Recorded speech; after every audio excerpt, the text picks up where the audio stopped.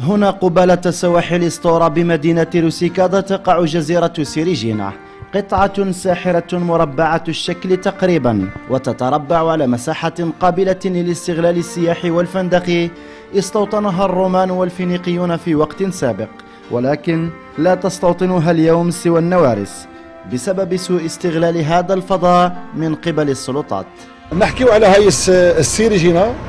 ماذا أرى؟ أنا أرى السيريجينا من المفروض جميع القوارب حوالي 200 قارب كلها موجودة.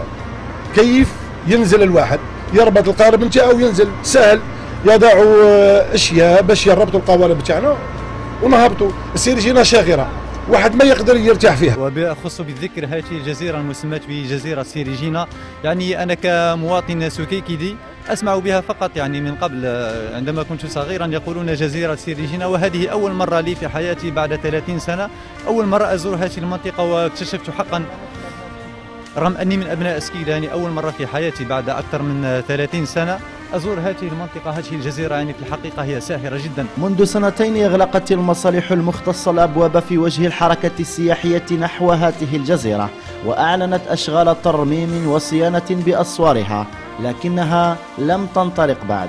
يعني حبذا في المستقبل لو تستغل هذه المناطق سياحيا، يكون ذلك باستغلال يعني استعمال النقل البحري. ينقص فقط أن يكون هناك احتواء من طرف السلطات من أجل النهوض بهذا القطاع الحساس والمهم جدا. يزخر الساحل السكيكدي بالكثير من المكنونات والفضاءات الطبيعية الخلابة والساحرة، ولكنها تبقى تواجه الإهمال المفرط.